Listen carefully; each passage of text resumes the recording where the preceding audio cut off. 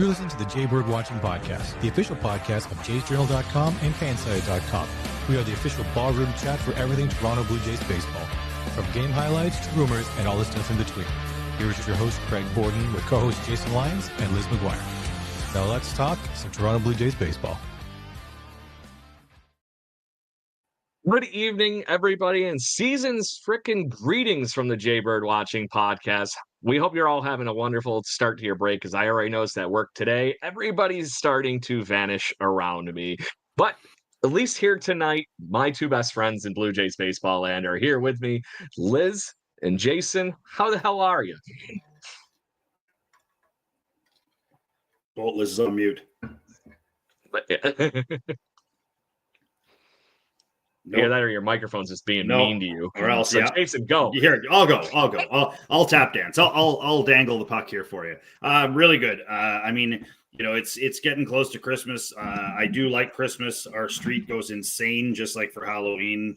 We have a couple of people down the street that really go nuts with the decorations, and so we like to dance it up. The front lawn's pretty good right now. You got snow? And, No. Vancouver hardly ever gets snow. So. You're just like, oh no, that could never be. That could never be. No.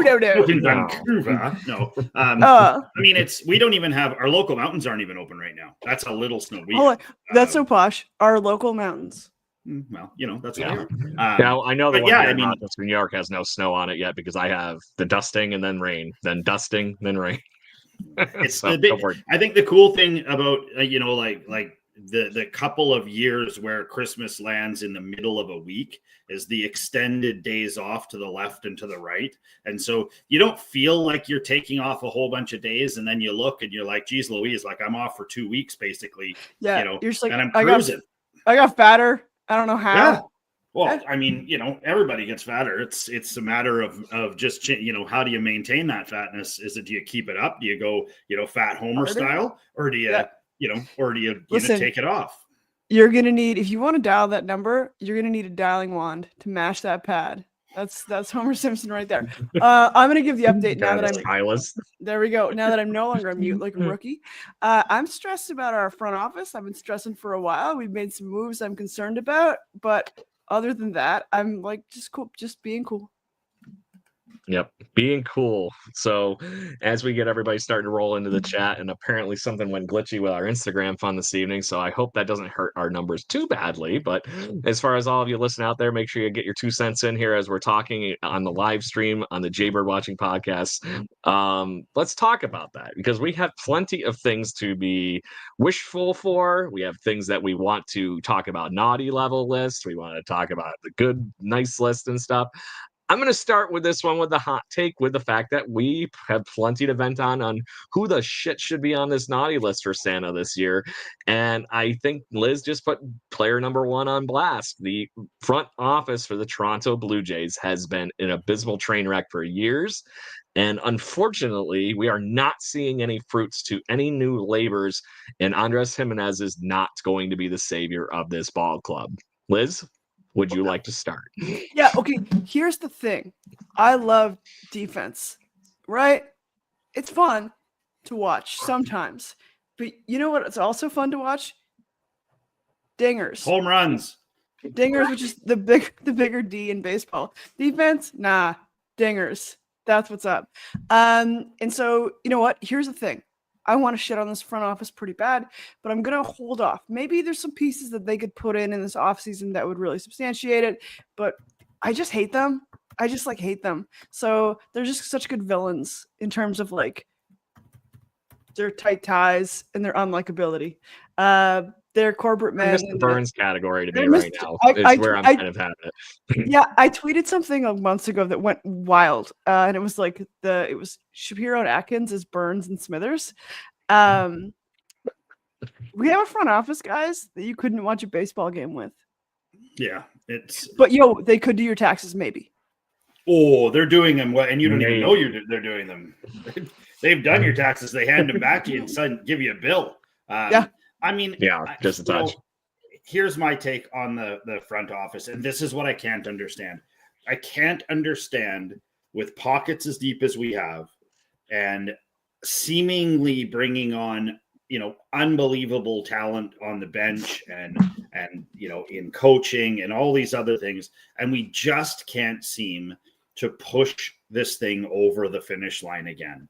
I mean, we look at other teams that are building to the future. We look at other teams that, the Guardians. Like, how did the Guardians not do better last year in the playoffs? Again, I don't know. They're going to be good for a long time. They The Orioles, building. They're going to be good 100%. for a long time. There's teams out there that have sustainability where the Jays could go the route of the Dodgers. Let's not kid ourselves. We have the same amount of money in our coffers as the Dodgers do. Now, it's not LA. I love Toronto. It's not LA. So where do we then go from? Like, why are we not, why isn't this front office like just strifing the earth right now, especially after the last couple of years? And we're in on Soto. We're in on this. At this point, why even bother? Let's go from the top echelon of single player that may or may not, have a 10-year effect on your franchise, to taking the guys that are doing it right now and doing a good job of it and add just that layer in there. Like, look at the Santanders and look at the bringing Teo back. But all of that aside, my D-, my lump of coal, my whatever for the front office is not signing Vladdy yet. It is, I don't even have a word that matches up with the stupidity that is not having Vladdy signed at this point. And the needle just keeps getting higher now. Baseball America came out and said Vladdy's one of the worst players in Major League Baseball right now, based on a whole bunch of different criteria they put it at. So that obviously doesn't help, but we all know what kind of area Vladdy's in. He's in a higher echelon, and all of this stuff that's happening right now is just making him more expensive. Every single time another astronomical deal gets signed, Vladdy's just like, I'm sure glad I haven't signed yet.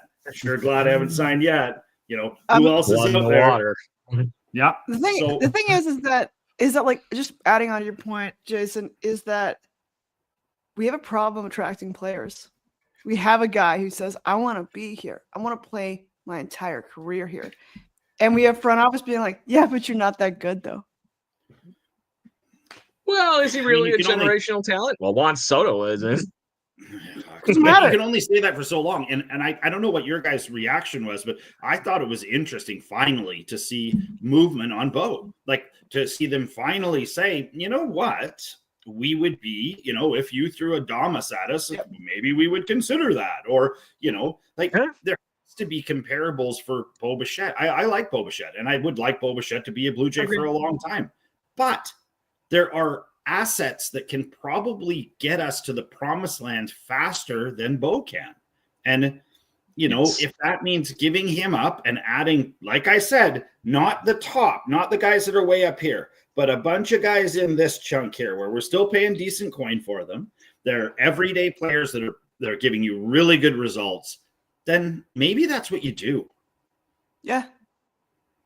No, that is a good point. And I'm just going to play devil's advocate here. I think that's exactly what the New York Yankees are doing, other than they've created probably the weirdest freaking locker room situation with a certain recent trade. I don't know if y'all read this one yet. Delighted. I have put forth a proposition to the Yankees. I want Real Housewives of the New York Yankees. I would watch the hell out of that.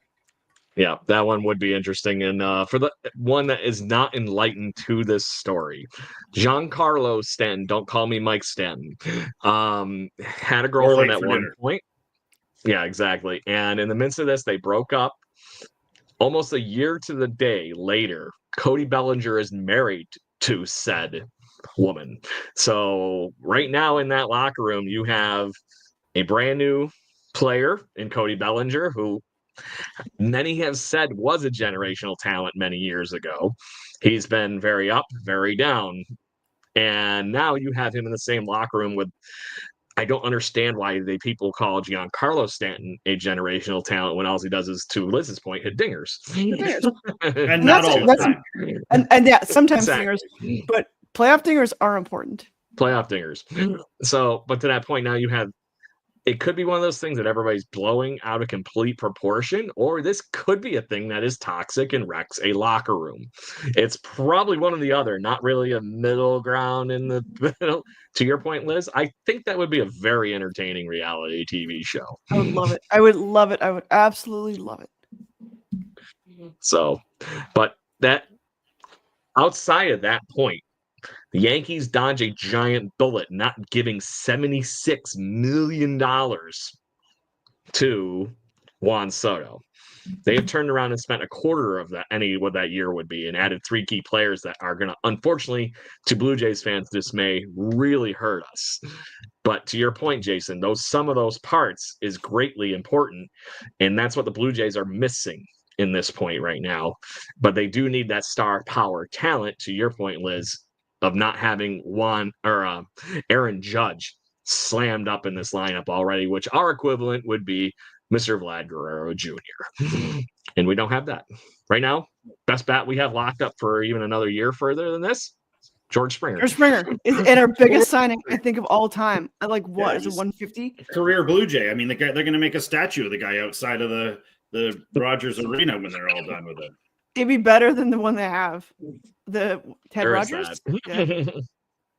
So Teddy. That's a whole other thing we're going to get to. Give me a minute. So back to our naughty list. We were talking in the front office with Atkins and Shapiro.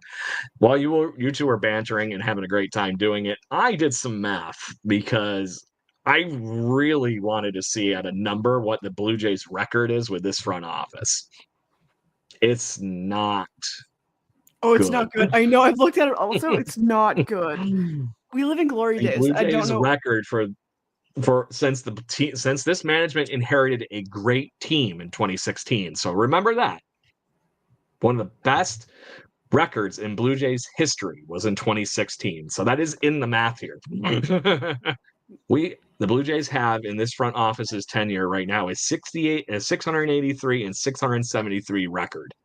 They are literally 10 games above 500.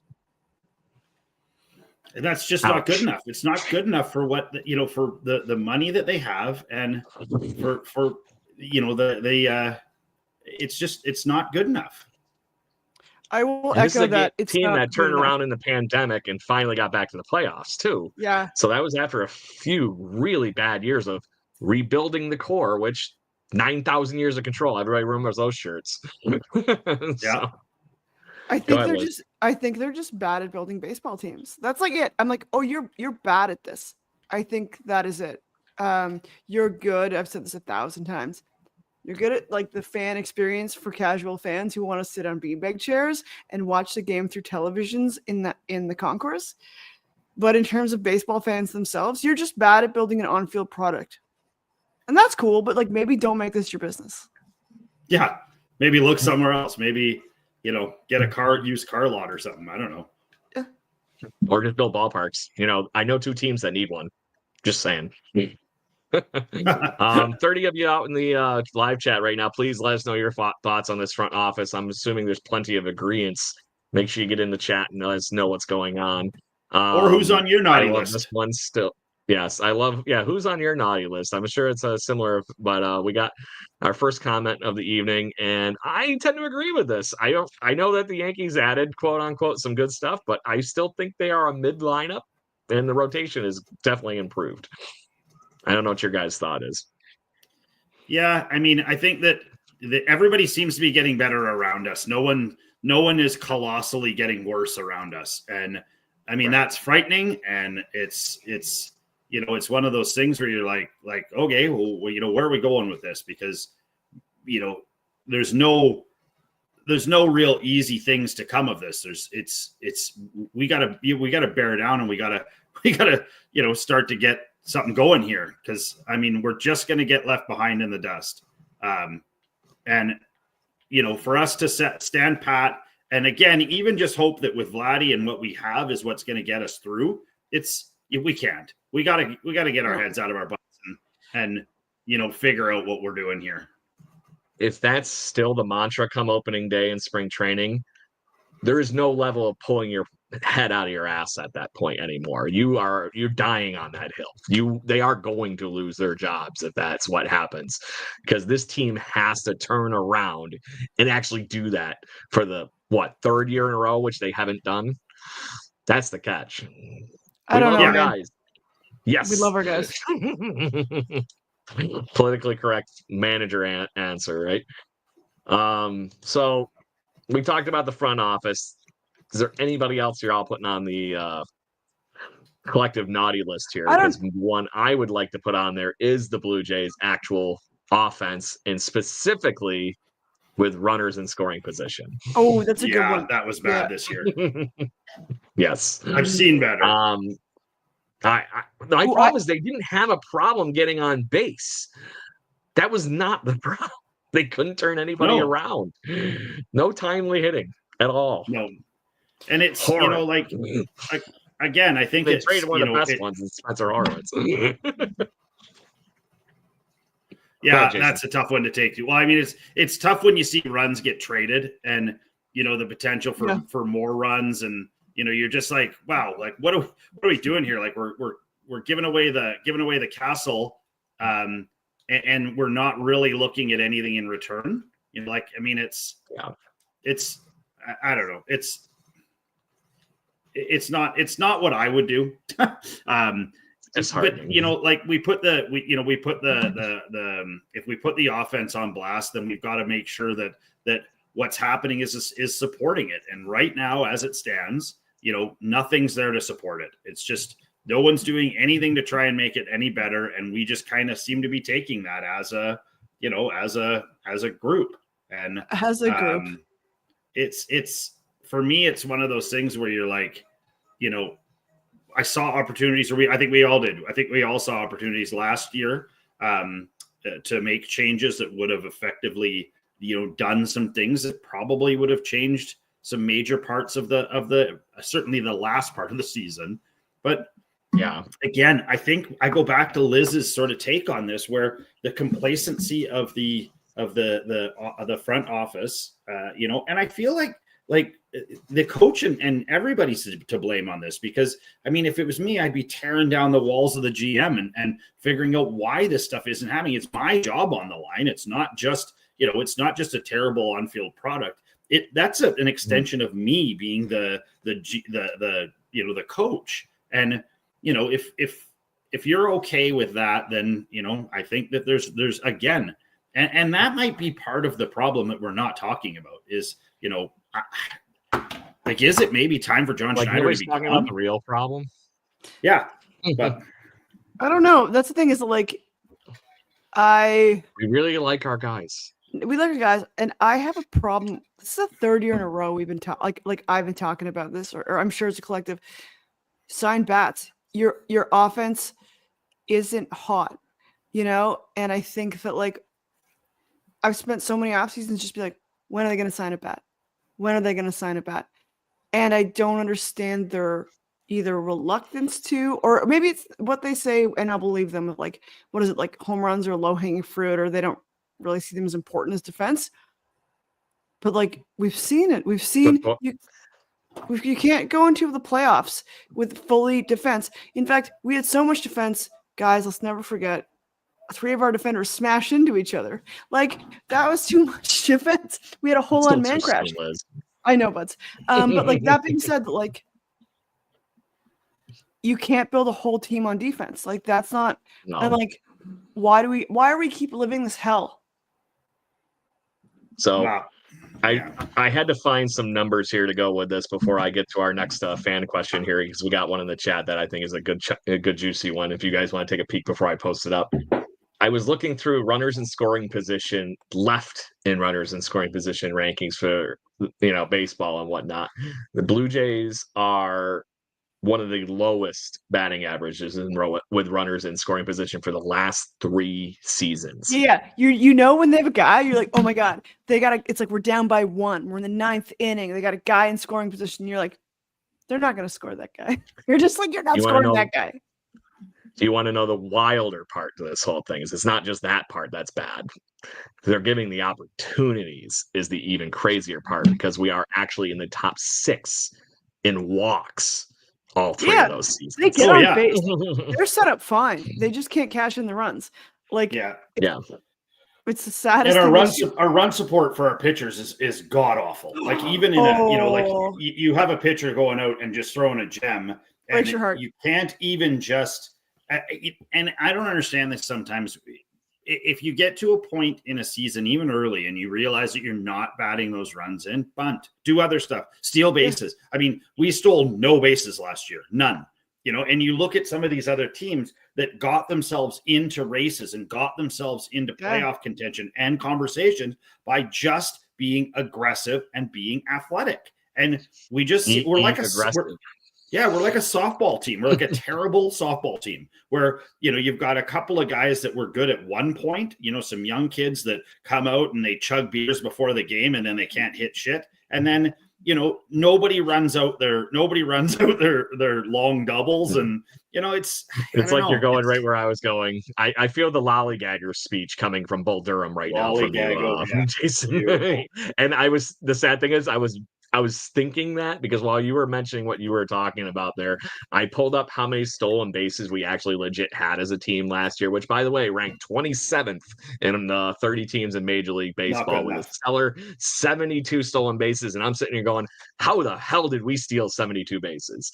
And when the hell did we steal 72 bases? How many bases can someone remind me how many bases Shohei Ohtani stole? He got 40, but then later he got 50, and then there was more. Might have been 50.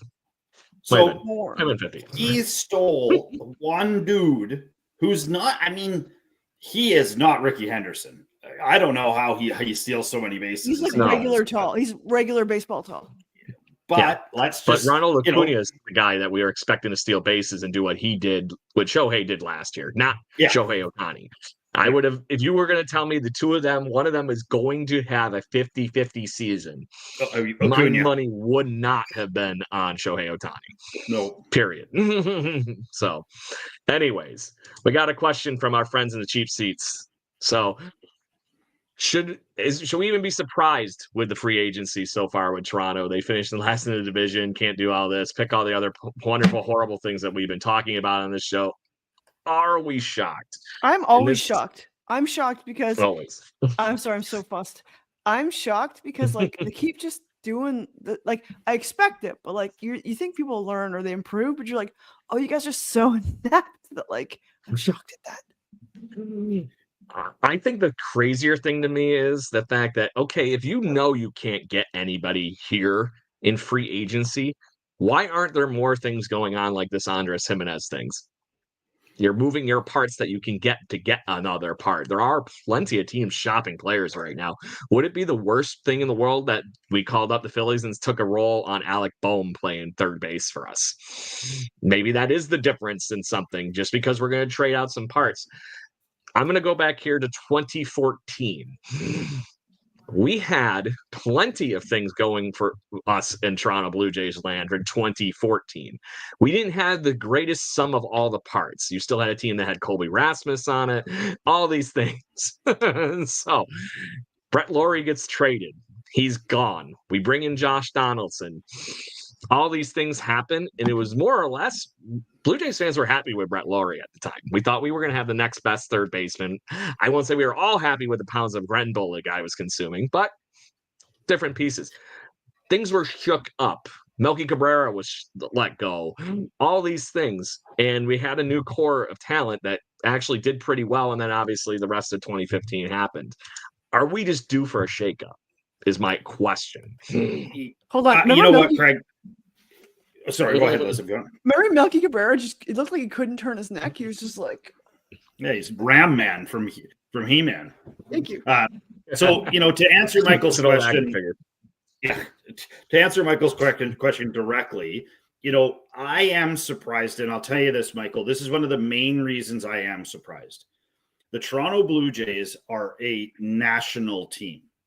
They have an entire country of a fan base cheering for them and more. There's lots of Jays fans around the America, through Canada, all the way around. So I am surprised at the fact that they don't look at this thing and the pride button just doesn't go, what are we doing here? Like, we need to stop doing what we've been doing, and we need to start reloading. And to your point, Michael, I do agree with you. The farm isn't great, but if you look across baseball, the Jays don't actually have that bad of a farm situation. Like, they've got, as we've seen from the Buffalo kids that have come up, we do have good players that can play now. That's the difference between a lot of organizations and the Jays, is they can't go into their talent. Yeah. And so, do we want to get rid of Clement and like all of these guys that are coming up and seem to be really viable major leaguers? I don't think so.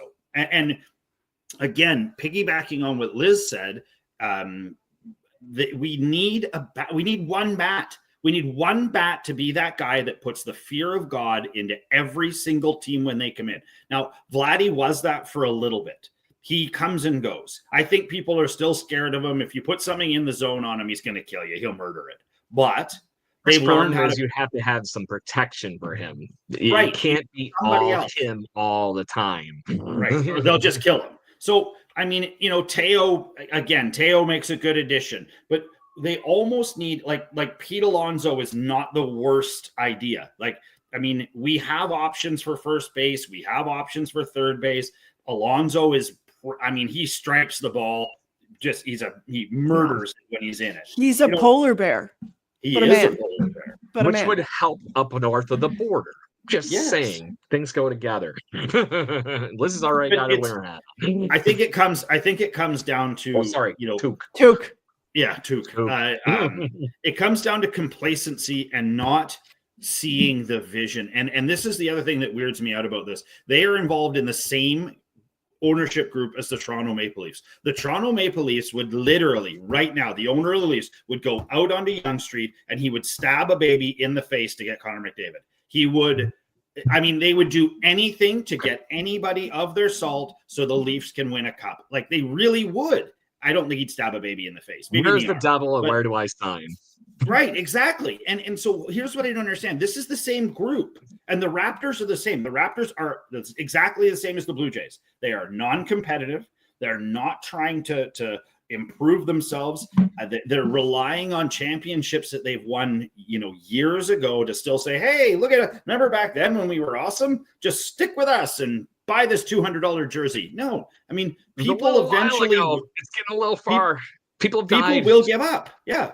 People will say, if you don't do something, I'm going to go to my secondary team because everybody has one. I'm a big Phillies guy, always have been, really like the Phillies. I find myself in this offseason, even though I do this, I find myself more interested in looking at what the Phillies are doing because they're doing stuff. They're trying to make themselves compete with the Dodgers. I mean, they know who the big dog in the yard is. And if the Jays are so naive or so stupid or, like you said, Liz, inept, that they can't see that you have to beat the Yankees, you have to beat the Orioles, you have to beat the Rays, you have to beat Houston, the Bostons, you have to beat everybody Bostons. right now. We're in the basement, Jason. Yeah, you got to beat everybody to win the World Series. Everybody. And until you realize that, I mean, what's the point? I don't know. Like, that's the thing. Let's talk about the Phillies. Slowly insane. I'm going to just chirp in about the Phillies. So I love the Phillies because they're fun to watch. They hit dingers. It was like, I remember watching the Phillies last year or the year before, and I thought, that's a real ball club. And I've said it before. It's like, that's a real ball club. They come back. They have big home runs. They have big guys, big moments, except sometimes in the playoffs where they don't. But and I think that we've had that before. We've had the big guys who can step up, but we don't right now. And it really hurts. We can't beat the Phillies. We can't beat the Dodgers.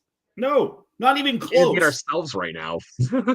I was listening to whether I can't remember if it was This Week in Baseball or it was one of the other fabulous podcasts that are out there. Not as good as this one, but other ones. There are other ones.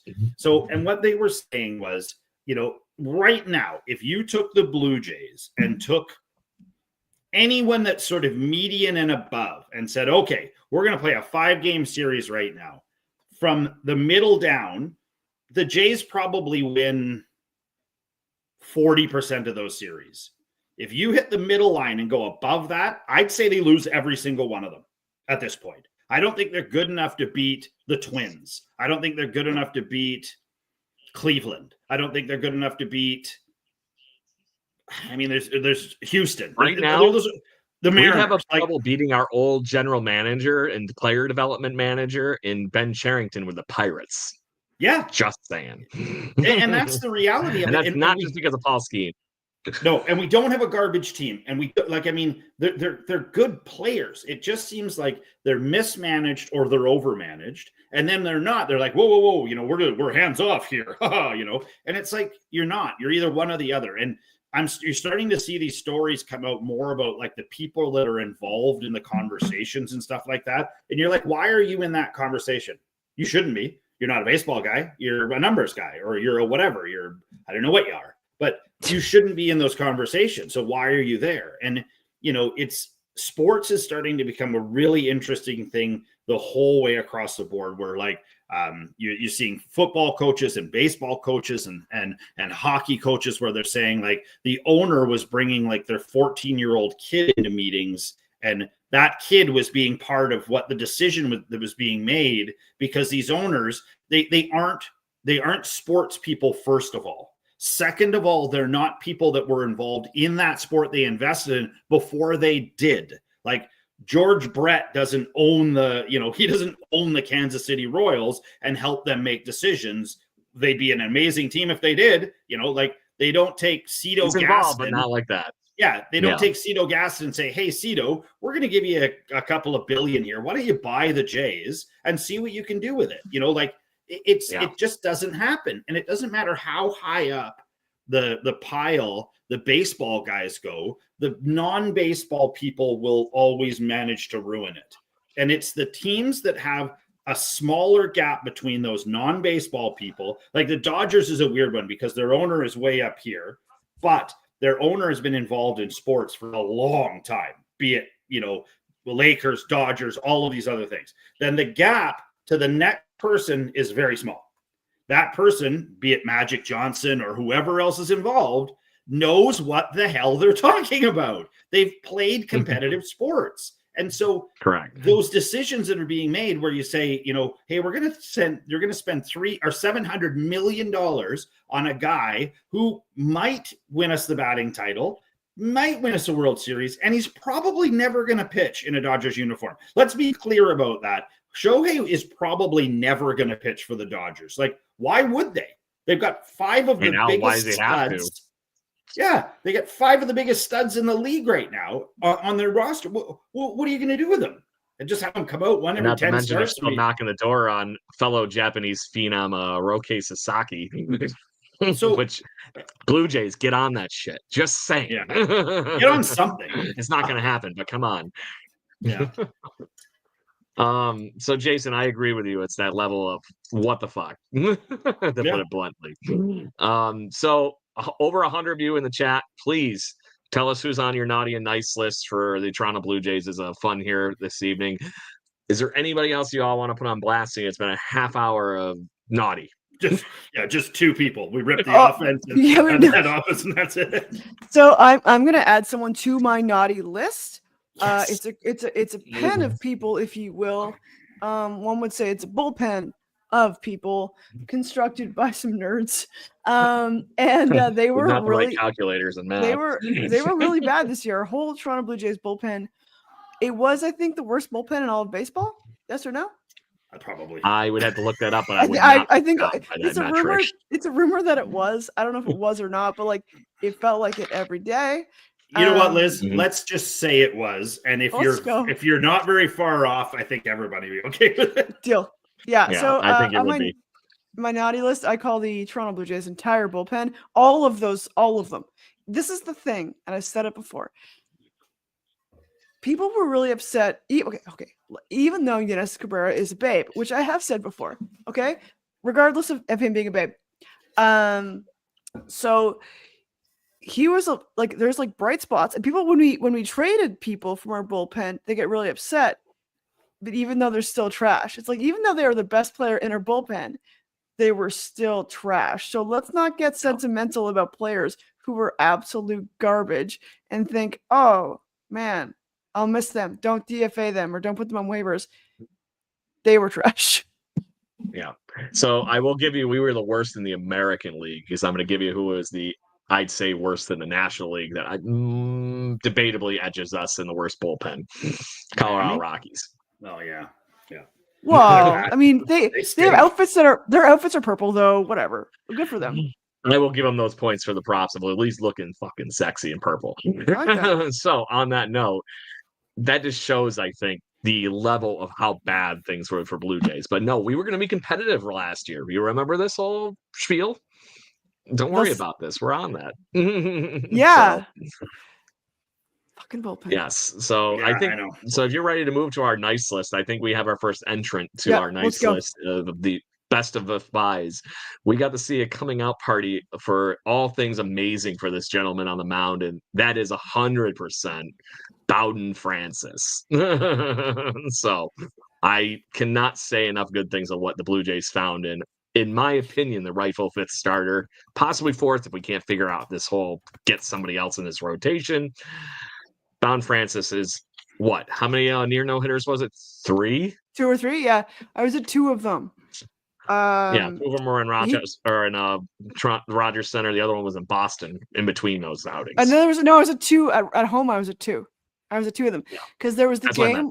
Yeah. There was the game when I went outside. Anyway, he was on a bike. I tweeted There's the it game out. we were at. Yeah, there's that one. This is the thing about Bowden. He gave us something to root for. We had nothing, and that was fun. We knew we weren't making the playoffs, but that was so fun to root for him. I don't know what happened there, because early on, I mean, I remember watching Bowden get like blown up in Cleveland, like early, or no, it was Uriel, but Bowden was iffy early on. And I hope that he can sustain that and get his no-hitter or like be a champion. But like for me, it's like pretty early on to see if that's really him or not. I don't really know. But like, thank you for being there. It's like like I'm grateful that he was there. I'm grateful that at least we got to see that. At least like something good happened in our season. Again, the lack of run support was trash. Anyway, I'm happy 100%. But sad. All right, do you want mine? Guy that I think Jason at one point, I just want to put one little bow on where Liz was saying with Bowden Francis. There was a double-digit ERA on this man. Yeah. At one point in the season last year, he ended up finishing with 100 innings, a sub-1 WHIP. So walks, hits, innings pitched. That metric below 1.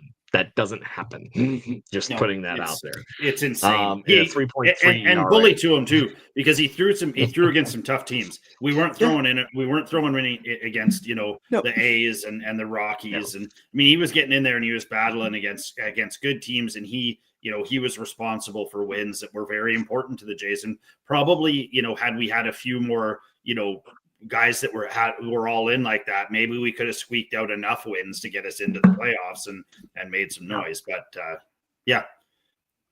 love them. I got one I got to add before here from a comment from the peanut gallery / cheap seats here from Matthew Kuhn. I hope this doesn't happen, because this is beyond naughty list. If this happens, this is burn down stuff and riot in the streets. This is going way too far. I hope that Matthew. You are wrong with this, Matthew. Easy, I really hope so. But would it terribly shock you that the Blue Jays management, this current front office, drops the ball that hard? I'm expecting Josh Donaldson. Yeah, there's no way. There is no way it will happen. You think so? Mark my words. There is no way that both of those guys are going to get away. I mean, one might, Bo might. It may come down to he's just untradeable, and it's either sign him or let him go. And he starts to creep up into that really high echelon of numbers. You're like, okay, buddy, you're a mediocre shortstop. Your marketing value is trash now because you don't have any hair. So, I mean, where do you stand? You're a career 200 hitter. I mean, Bo's a great guy. I like him, and I like his presence. But I mean, he is replaceable. Vladdy is not. And I mean, I think that what we're going to see is Vladdy's going to get offered a fairly large contract. I think what the Jays have been dealing with is they've been dealing with Vladdy's agent would be saying, look over here at 600 million, look over here at 700 million, look over here at 500 million. And you're like, good Lord, guys. Like, I mean, we love you, but you've got to be an affordable asset moving forward as well. Like, you've got to be able to be something that we can build a team around. And I just don't think, I mean, the Jays have crapped. I don't think the trade deadline this year, if they screw it up, right? The trade if deadline they do that, year, the Blue Jays screw up this season, everything's on sale. That's my reason I don't think that happens. Burn it to the ground. Yeah, but yeah, and then the rebuild commence. This is the thing. Even when you say burn it to the ground, I feel better. Like, that's what we're doing. We had a whole episode on that last year, Liz. I just feel better. We played Nickelback, burn it to the ground the whole time in the background 100%. At full volume. Yeah. Or what was it? Talking Heads burning down the house. Burning down the house, yeah. But I was like, Byrne. The thing for real, but like the thing is like, as long as there's a direction and we commit to it, and it's not these stupid losers. Yes. So anyway, naughty list done. Thank you, fans, for derailing me all of a sudden. Jason, you had a nice list, person. Yeah. So my nice list, I actually had a few. I mean, Ernie Clement certainly is a guy that surprised, I think, everybody as just being, more than what we had possibly wanted him to be. But my nice list is Will Wagner. I thought Will Wagner came up and did a job, and I feel like we're sitting on the precipice with this guy. Like, this guy could be Pete Alonso. This guy could be the next great white hope. Like, I'm not kidding you. Like, he has an unbelievable eye. He was unflappable. Big slice of beef in there, hammering the ball. He's hit home runs at every level he's ever played at. And it only took him about 6 minutes to catch up to MLB pitching and just be like, yeah, this is fine. Is there faster guys than this? I'll be okay. Just give me a minute. Like, it was unbelievable. Yeah. Yeah. Bill Wagner literally got up for Hot Dog Tuesday or Looney Hot Dog Night and was ready to go, I think, if I recall correctly. So yeah, he was my big win. Again, I know the Jays have him, I think, for a couple of years based on the trade. I think he's in 2 years or something. I'm hoping he has a good spring and comes into camp ready to rock and he's competing for a spot. And then maybe some of this stuff becomes moot. And I know, Craig, you and I talked about this last year after the great years that Schneider and Clement and Barger, and we saw all of this promise, and then it was like, so my hope is that they give these guys some wings this year. And I mean, if we're not going to go after some big guns and we are going to tie an anchor to our ankles and jump into Lake Ontario, let's do it. Let's do it going out with the guys on our team. Like, let's not trade for trash from other teams. Yeah. Like, let's take our farm team, promote them up, see what we've got. And then if we get to the halfway point and you're even in close, that's when you can start making some bold moves to try and get guys from teams that aren't doing well. Yes. I mean, that's another way to look at it. Honestly, that was the one thing that irked me the most about the Andres Gimenez trade, because Will Wagner, in my opinion, had a spot at second base. And now you have a Gold Glove winning second baseman to put there. So where does Will Wagner go? I think he can play in other places. And I'm hoping that. And honestly, is it the worst thing in the world that if you somehow talked Andres Gimenez into, he's got an arm, he's a shortstop, maybe he plays third base. Who knows what spring training plays? I don't know. I really don't. But it's one of those things that it's probably not going to be screwed around with because he is a Gold Glove second baseman. So yeah, I'd be curious to see. But to your point, Jason, I agree. There needs to be a chance for Will Wagner to break with this club in some fashion, because we did see the bat, and this team needs some fucking lumber. Yeah. So I'm going to do my nice list one here with Ernie Clement, and that's just because he is the current Rochester Americans hype man for our minor league hockey team here in Rochester.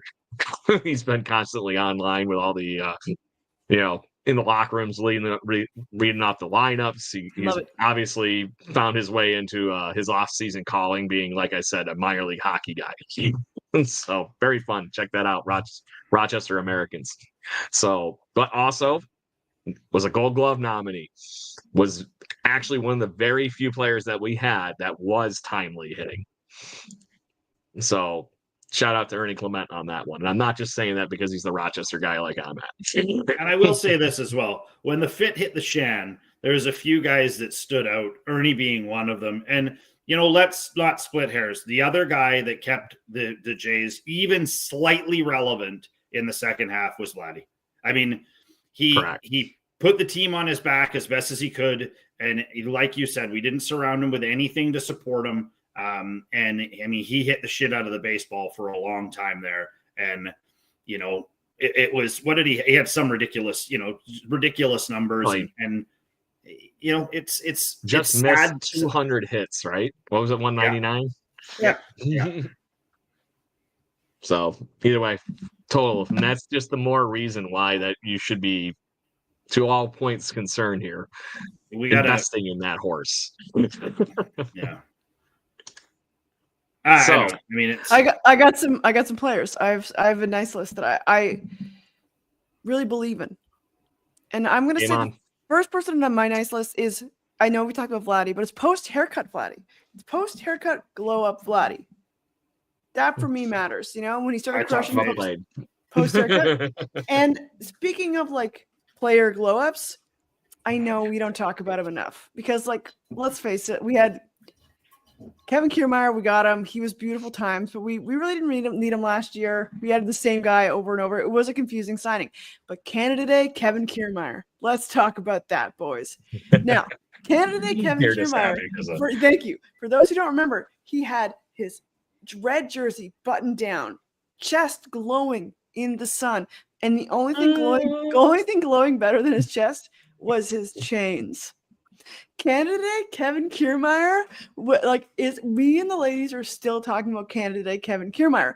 I will also say this. Somebody on Twitter, I'll shout them out. I don't remember their name, but they were like, my mom has a digital frame, but she only keeps one picture in it. And that picture, Canada Day, Kevin Kiermaier. So thank you for that. Thank you for Canada Day, Kevin Kiermaier. Thank you, post haircut, Vladdy, of course, Bowden Francis. I also say, I was happy with Barrios this year. He felt he held it down, and I feel like holding it down is good enough these days. Like, just holding it down. I gotta find the stat on him I found the other day. Is wild. Yeah. Go for it. Gosman and Kikuchi as well. I mean, for when the ship was circling the drain, especially Gosman. I mean, Gosman is he'd gnaw your arm off if you said bad things about Toronto. Like, I mean, he's and. There was a few people found that out the hard way.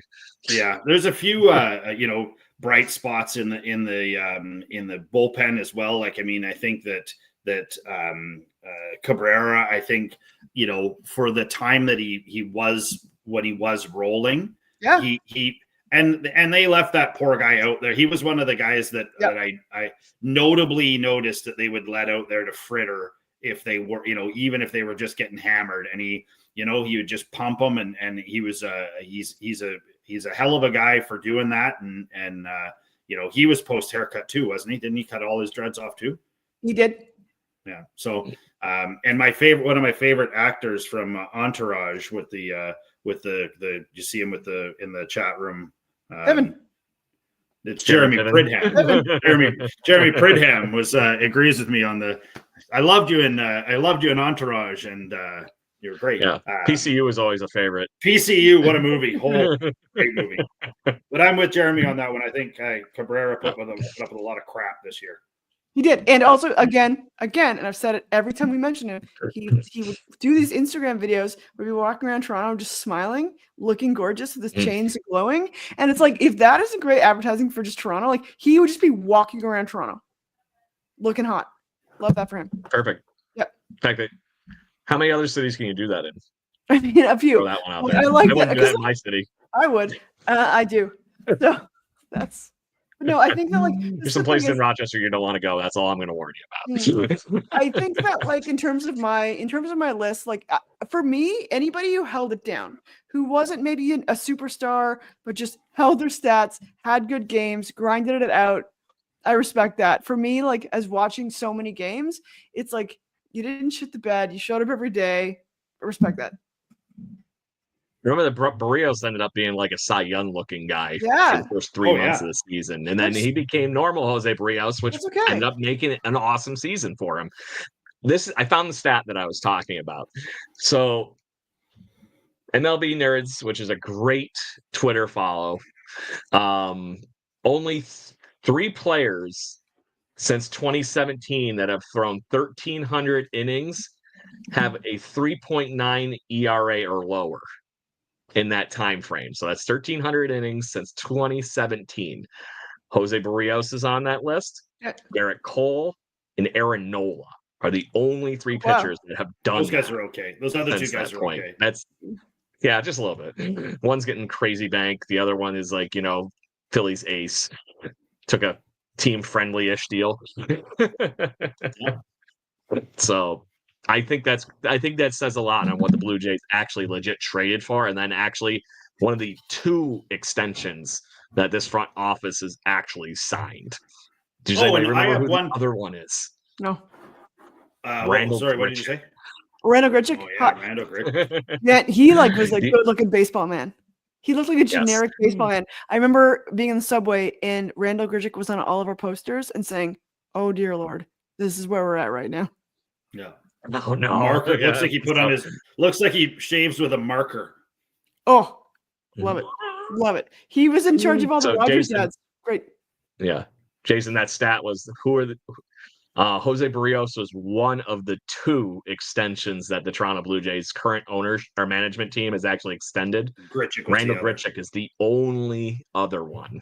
And I think that says That's a lot. wild. That is really, really wild. I have one positive for the front office for the Jays. Okay. The changes to the stadium. They I haven't been, but from what I've heard, the Lizard's been there. She knows. I've been there a few times.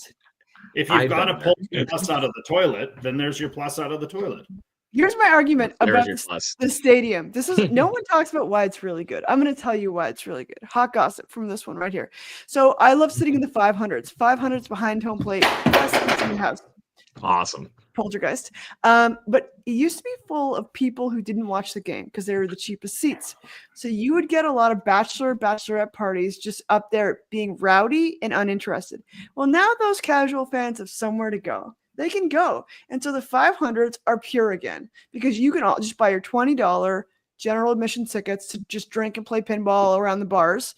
And the seats are empty in the 5s. So it is lovely that the buffoonery has been moved elsewhere, which I still support. I would support buffoonery, but it is nice that I can watch the game and not be like, "Can you take a selfie of me and Madison?" Like, fuck. Yeah, screw Madison. But like, no, Madison deserves to be there. She's getting married. Just sit somewhere else. Yes, baseball's for everybody, including Madison and her bachelorette party. But like, I'm literally trying to watch this baseball game.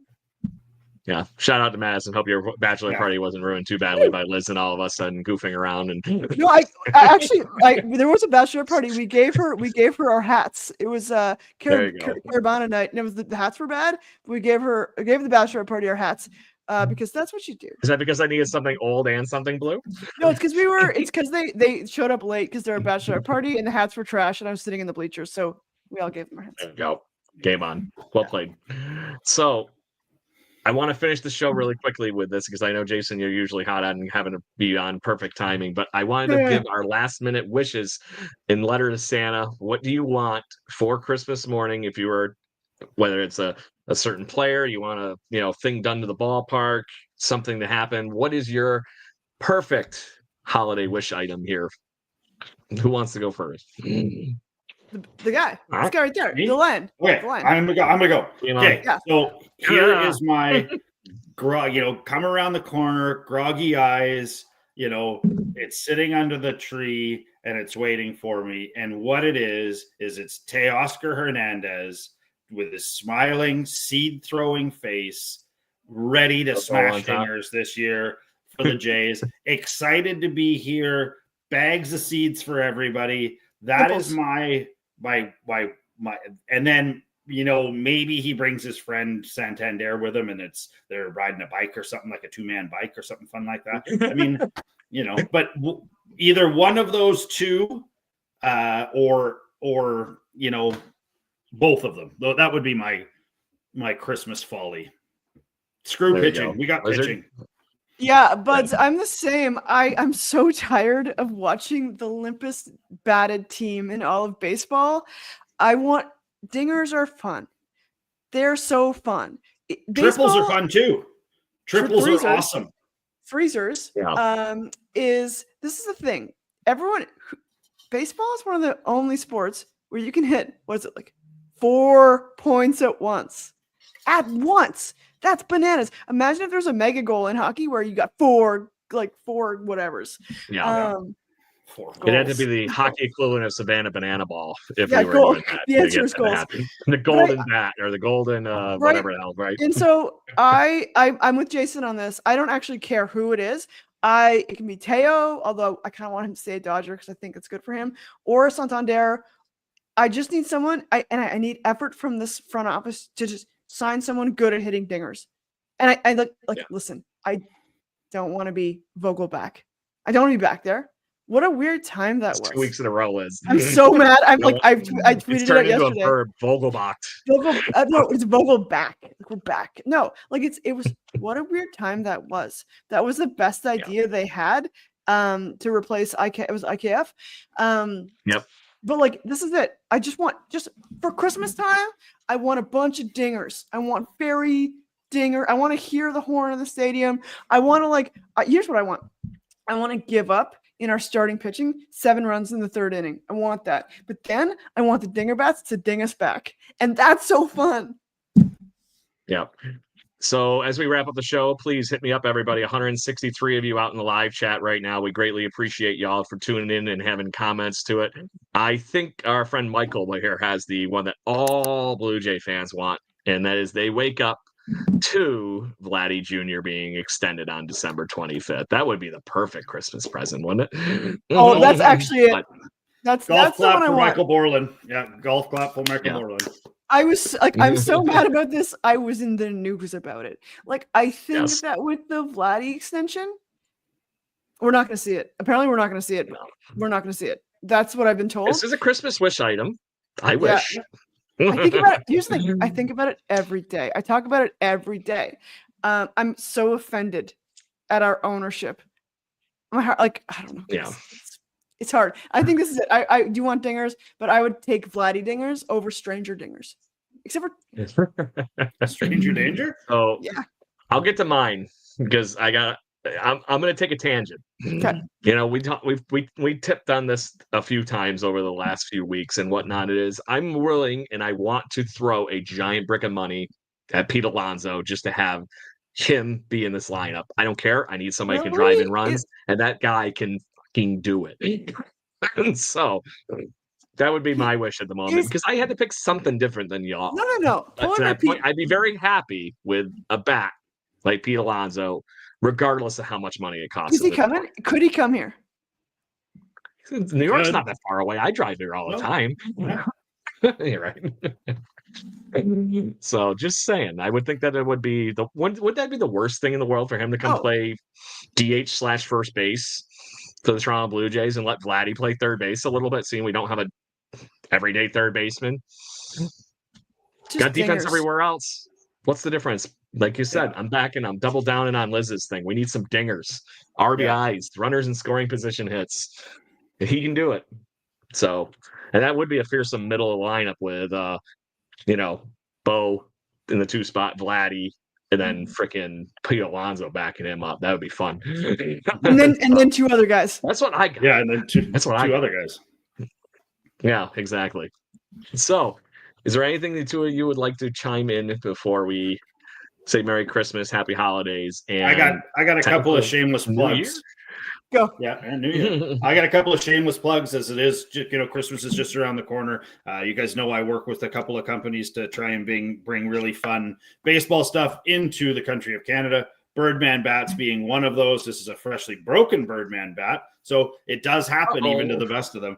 But if you guys are looking for a last-minute Christmas gift, Birdman Bats does have a lot of bats in stock. If you're in the U.S., they can ship immediately. If you're in Canada, they can probably still get it here for for Christmas. No promises, but they can probably still do it. Lots of stuff in stock, and they were holding over their Black Friday pricing on a lot of their in stocks to clear those out. So birdmanbats.com. If you're in Canada and you're looking for some last minute stuff, check out rivalbaseball.com. Head over there. They've got great custom gloves, great custom batters gloves, all kinds of cool equipment now. And then I got one. So I was telling Craig this earlier. I enter a lot of contests on Instagram because I win them and I like winning and it's fun. And I feel like no one enters these contests. So that's why I end up winning. So I got a shout out for Reference Hockey. They're a hockey company out of the US and they buy pro stock hockey sticks and gear and stuff like that. So they are sending me a brand fresh hockey stick. It's like a $500 stick that my son is going to use at some point when he gets a little bit bigger. But shout outs to Reference Hockey. It's referencehockey.com. Go check it out. They actually have a whole bunch of Austin Matthews sticks that were shipped to the Leafs. These all come different. Their skins come on these sticks for special events and stuff like that. So they can only use them for a bet. And then this guy buys them. So he's got some cool ones. So check it out. That's my shill for and just Christmas. to put this in reference, for Jason's not just saying this because we make money on it. We make nothing. Nothing. He Zero loves things. these products things. and loves these people. This is going to be a normal thing that we are going to start making sure we give you the benefit of cool things that we found on the internet as baseball fans. And yeah, I got one more. Make sure you're here. Go, what do you got? Oh, I forgot I had this. So we've been trying to get these guys on for a little while now. I love those guys. This is a Dugout Mugs wine glass. I was fortunate enough to see them at an event. They gave me a really good, solid deal on these. I got a couple of them sitting up there now, and they are really actually pretty cool. It's pretty fun stuff. So Dugout Mugs. I don't really need a promo. Okay, cool. Yeah. I was going to promo. Be on our show. I got to promo something. It's general. I was going to promo toques. I look a good toque. I'm wearing one now. Pom pom on it. It's toque season. I hope everyone finds their own toques. That's it. Like, there's no toque in general. Those are wool hats for our American friends. Wool hats. Yes, beanies. We call them toques. I know this. It's the same way that everyone there says Cody Bellinger, but in Canada we say Bellinger. Or couch and sofa. Those two things are different things. There we go, Chesterfield. Anyway, so no, I don't really have anything to pump except for generally just baseball toques. Let's get it. Yes. My shameless self-promoting bit, I guess. Now, make sure you check me out on my other podcast. These two will be on there at some point, too, when we figure out the other nerdy fun that we're going to have. This week, we have a great episode on the TNC Random Fandom podcast. We are actually having a gentleman that, as a child, growing up in the early 90s, wanted to work at Nickelodeon Studios all day, every day. And this man actually did it. He lives it. He works there all day, every day at Universal Studios. We have him on the show this Monday evening, 7 p.m. Eastern. And we're going to just talk about all things of the golden years of the wonderful orange logo and the green slime, from everything from You Can't Talk About This on Television to Double Dare. You can't do this on television. Can't do that. You can't do that on television. Come on, Ottawa. Come on. Sorry. I forgot. The American forgetting shit that was rebroadcasted from Canada here 3 years later, I think. Tom Green Show. But to that point, it's gonna be a fun show. So everybody, thank you very much. 173 of you to end the show. Thank you very much for hanging out with us for our holiday special, holiday spectacular, getting ready for New Year's, all that kind of good fun stuff. We hope you have a wonderful Christmas, Hanukkah, whatever you happen to be celebrating over the next week. Enjoying any time off with the family, and we will see you next Thursday, 6 p.m. Eastern, right here on the Jaybird Watching Podcast. Cheers. Thank you for listening to the Jaybird Watching Podcast. Please follow us on Facebook, Instagram, Twitter, Twitch at BirdwatchingGC, and our YouTube channel. If you want to support the show and get extra content, please consider donating to our Patreon at patreon.com/birdwatchinggc. Go Jays, go. Whoa!